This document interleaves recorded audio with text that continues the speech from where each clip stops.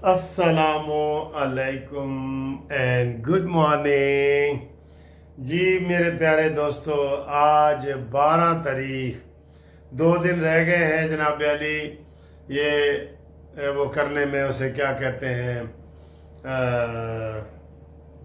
14 अगस्त मनाने में। आप मना रहे हैं? हाँ जी, मैं तो सच ही 14 अगस्त मना रहा हूँ। बच्चों के लिए भी ये देखें, बाजे शाजे ये देखें, आप भी मनाएं। और ये झंडियाँ वगैरह लगानी है, मैंने ये झंडियाँ लगानी है बहुत सारी। ये देखें, ये पाकिस्तान जिंदाबाद की, ये बच्चों के लिए। ये देखें, ये इसे क्या कहते हैं, सीधा करूं? ये देखें जी, ये मास्क है, मास्क। ठीक, तो बच्चों को खुश करें, 14 का ज़रूर मनाएं सर जी। पाकिस्तान है तो हम हैं, ठीक है। और जो लोग, मैं बल्कि इस दफ़ा हैरान हूँ, मैं पहले जगह जगह मुझे ना झंडे पाकिस्तान के नज़र आ रहे थे।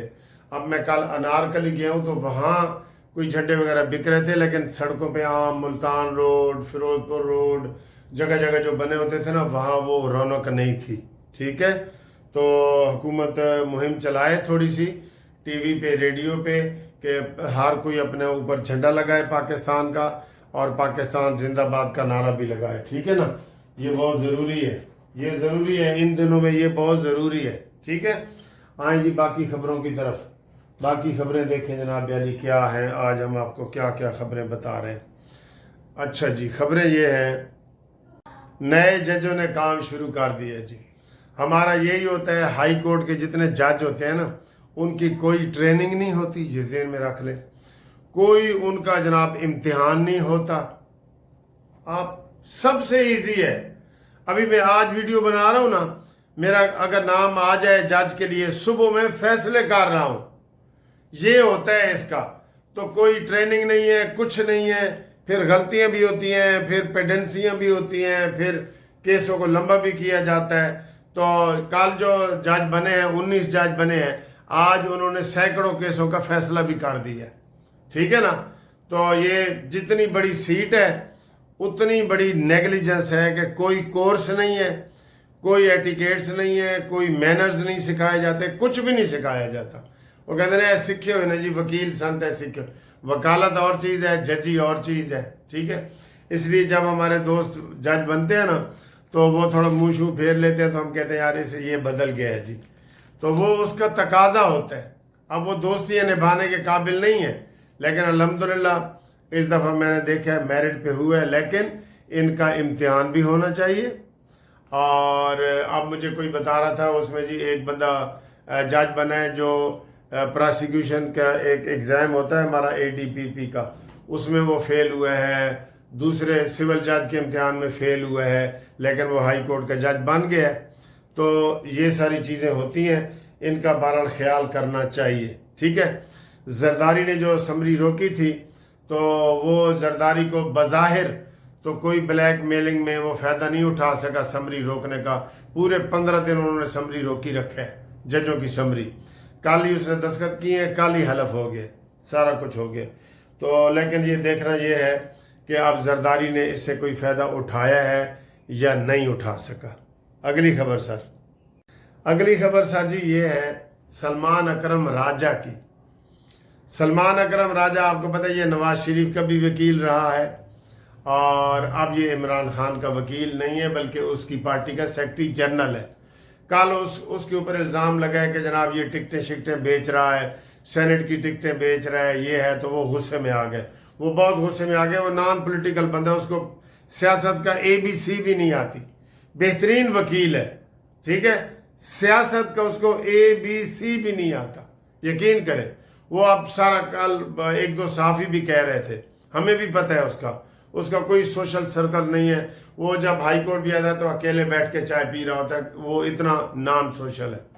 तो उसके ऊपर शानदाना गुलजार ने इल्ज़ाम लगा दिया कि 50 करोड़ कैदियों की इस्लाह के लिए आया था, वो किधर है?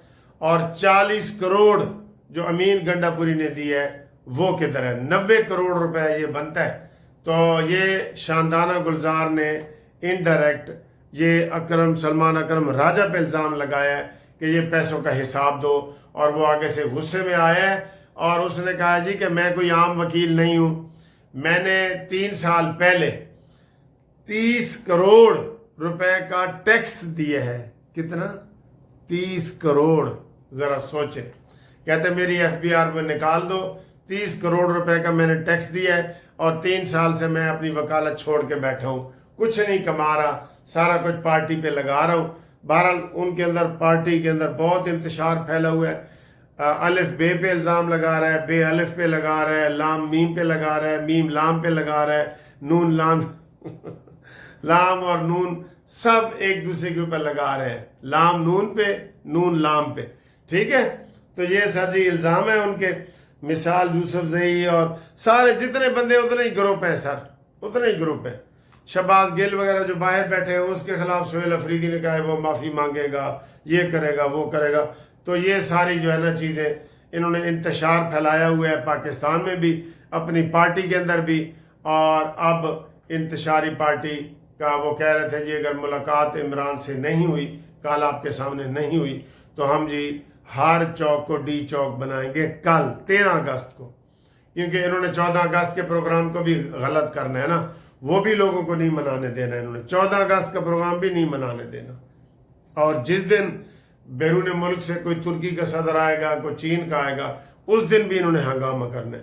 یہ لگتا یہ ہے کہ یہ غیر ارادی طور پہ جو عام کارکن ہیں ان کو تو نہیں نا پتا، اصل پتہ تو مین بندے کو ہوتا ہے نا، جو پاکستان کے حق میں کوئی چیز ہونے لگتی ہے یہ اس کے خلاف باتیں کرتے ہیں۔ ابھی مکہ معاہدہ ہوا ہے، اللہ کرے اس کے نتیجے بھی اچھے لگیں، لیکن اس کے اوپر یہ تنقید شروع کر دی ہے انہوں نے، سارے ان کے فلاسفروں نے، ان کے دانشوروں نے، کہ یہ کیا معاہدہ ہے، یہ ہے، وہ ہے، فلانا، یہ انہوں نے شروع کر دیا ہے۔ ٹھیک ہے جی، اب آگے ہیں جی ہمارے کتنے بندے مارے گئے ہیں۔ آگے سر جی ایک ہمارا تجارتی جہاز یہ سعودی عرب کے جو بحر المند ہے وہاں سے گزر رہا تھا، تو یمنی حوثیوں نے اس کے اوپر حملہ کیا اور 3 پاکستانی شہید ہو گئے، ٹھیک ہے۔ اور اب کہا جا رہا ہے، اسحاق ڈار نے کہا ہے کہ ان 3 پاکستانیوں کی ڈیڈ باڈیز جو ہیں وہ ہمارے پاکستان میں محفوظ پہنچائی جائیں۔ اب یہ پہلے تو ہم نے مکہ معاہدہ میں ہم سعودی عرب کے ساتھ ہو گئے اور یمن کے خلاف ہو گئے، آٹومیٹیکلی ہو گئے۔ اب یمنیوں نے ہمارے جہاز پہ حملہ کیا ہے، یہ ہمیں بتایا جا رہا ہے۔ اب یمنیوں کے اوپر پاکستان کا حملہ لازمی ہو گیا جی، دونوں صورتوں میں، معاہدے کی صورتوں میں بھی اور ڈائریکٹ جو انہوں نے حملہ کیا ہے اس صورت میں بھی۔ اب حالات کدھر جاتے ہیں؟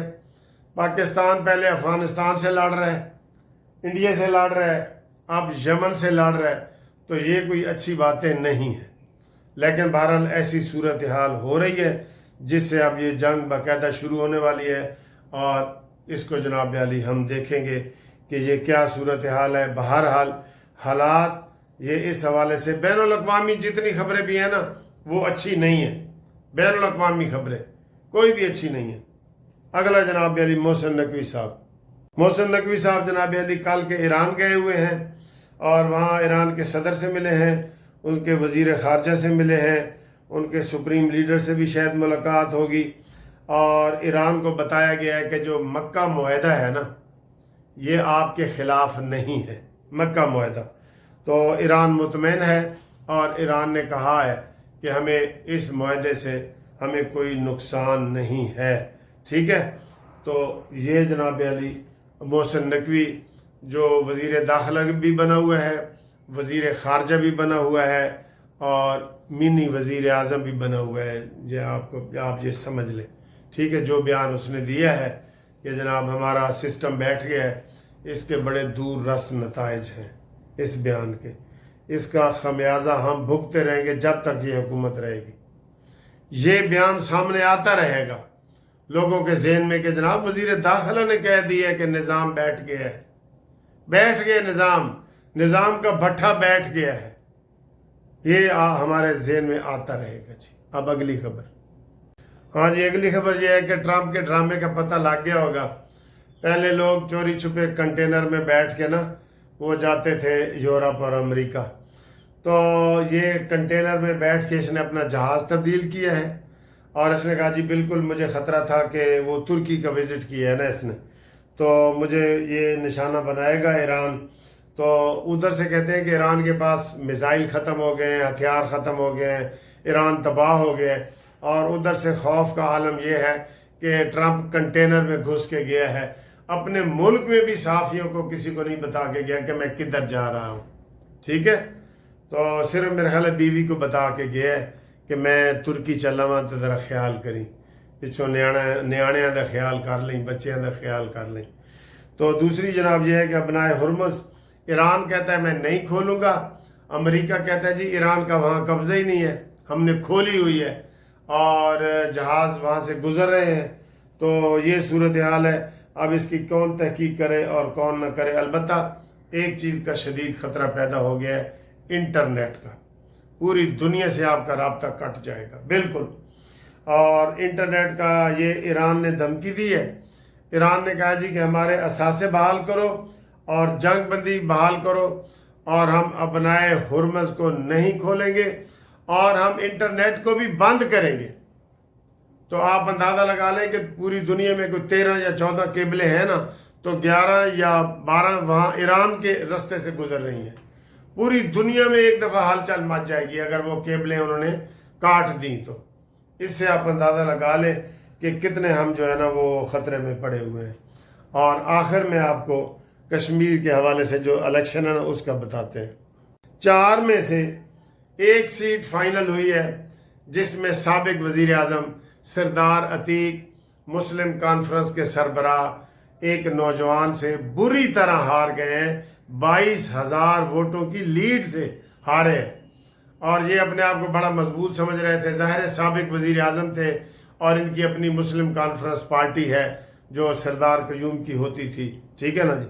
تو وہ پارٹی کو کہتے ہیں آخری چشم و چراغ بھی گیا، آخری سیٹ ان کے پاس جو تھی وہ بھی گئی، اور یہ اس کا فیصلہ ہوا ہے۔ باقی تینوں سیٹوں پہ جھگڑا ہے، اور اس کی پولنگ 15 تاریخ کو یہ ہفتے والے دن ہوگی، ٹھیک ہے؟ ان کے رزلٹ روک لیے گئے ہیں تینوں کے، ٹھیک؟ تو آپ دیکھنا یہ ہے، اس میں 2 میں مسلم لیگ نون آگے ہے، ٹھیک ہے، اور 1 میں شاید پیپلز پارٹی آگے ہے، تو وہ 3 میں۔ تو اب یہ چاروں کا میں نے آپ کو بتا دیا ہے، سارے لوگ پوچھ رہے تھے کہ اس کا بتائیں، تو یہ اس کی صورتحال ہے، ٹھیک ہے؟ تو باقی جناب بچوں کو خوش کریں، اور ان کو ایسا ماسک لے کے دیں، اور انہیں کہیں یہ دیکھیں انکل نے بھی 14 اگست انکل منا رہے ہیں، قانونی ٹی وی والے، تو ہم بھی مناتے ہیں۔ بچوں کو ذرا ضرور خوش کریں۔ میں یہ انارکلی سے وہ اردو بازار سے بلکہ لے کے آیا، کیونکہ رستے میں مجھے کہیں نظر ہی نہیں آئے، البتہ یہ قمیضیں بک رہی تھیں، جھنڈے وغیرہ نظر نہیں آئے۔ تو اس کے لیے بھی آپ کوشش کریں کہ یوم پاکستان ہمیشہ زندہ باد کا نعرہ لگائیں۔ میں نے اپنے گھر میں فنکشن رکھا ہوا ہے، 50 لوگوں کو میں نے بلایا ہوا ہے، فیملیز کو، اپنی فیملیز کو، جس میں ہم 14 اگست کا کیک کاٹیں گے، 14 اگست کا یوم پاکستان منائیں گے، اور دل دل پاکستان گائیں گے، یہ ساری چیزیں ہوں گی۔ تو آپ بھی اپنے گھروں میں یہ چھوٹے موٹے اہتمام دوستوں میں کریں، ٹھیک ہے جی؟ اللہ حافظ۔